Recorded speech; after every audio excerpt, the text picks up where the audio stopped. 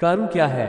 एक बार गौतम बुद्ध से उनके एक शिष्य ने पूछा, गुरुजी कृपया हमें बताएं कि कर्म क्या है।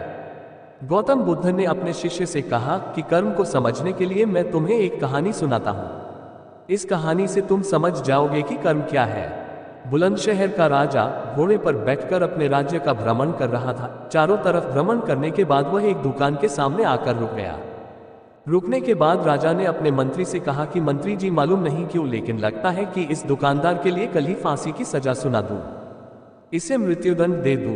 मंत्री राजा से इसका कारण पूछ पाते इससे पहले राजा आगे बढ़ गए। मंत्री ने इस बात का कारण पता करने के लिए अगली सुबह भेष बदली और आम जनता का रूप लेकर दुकानदार के पास जा पहुंचा। दुकानदार चंदन की लकड़ी बेचने का काम किया करता था। मंत्री ने दुकानदार से पूछा कि उसका काम कैसे चल रहा है।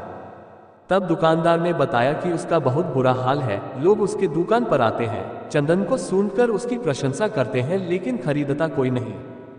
मैं सिर्फ इसी इंतजार में बैठा हूं कि कब हमारे राज्य के राजा की मृत्यु हो और उनके अंत्येष्टि में मुझसे बहुत सारे चंदन की लकड़ी खरीदी जाएगी और शायद वहां से मेरे व्यापार में बढ़ोतरी होनी शुरू हो जाए।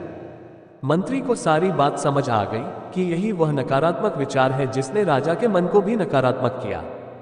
वह मंत्री बहुत बुद्धिमान था। उसने सोचा कि मैं आपसे थोड़ी चंदन की लकड़ियां खरीदना चाहता हूं। यह सुनकर दुकानदार भी खुश हुआ और उसने सोचा कि चलो कुछ तो बिका।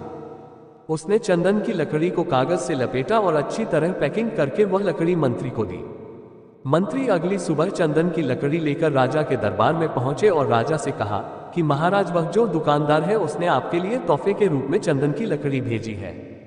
ये सुनते ही राजा बहुत खुश हुए और मन ही मन सोचने लगे कि मैं बेकार में उस दुकानदार के बारे में गलत बातें सोचा करता था। उसने चंदन की लकड़ी को हाथ में लिया, उसमें बहुत ही अच्छी सुगंध आ रही थी। राजा इससे बहुत ही खुश हुए और उसने दुकानदार के लिए मंत्री के हाथों सोने के सिक्के भिजवाए। उसी आम जनता का रूप लेकर मंत्री अगले दिन सोने के सिक्के के साथ दुकानदार के पास पहुंचा।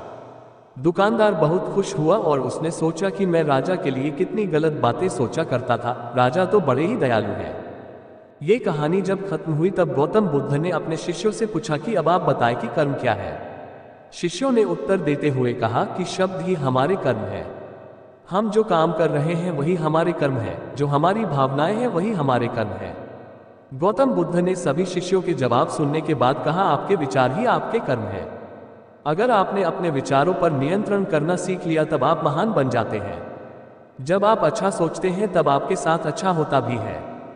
आपके विचार ही आपको अच्छा या बुरा बनाते हैं। इस छोटी सी प्रेरणादायक हिंदी कहानी पर अपने विचार कमेंट के माध्यम से हम तक पहुंचाएं। धन्यवाद।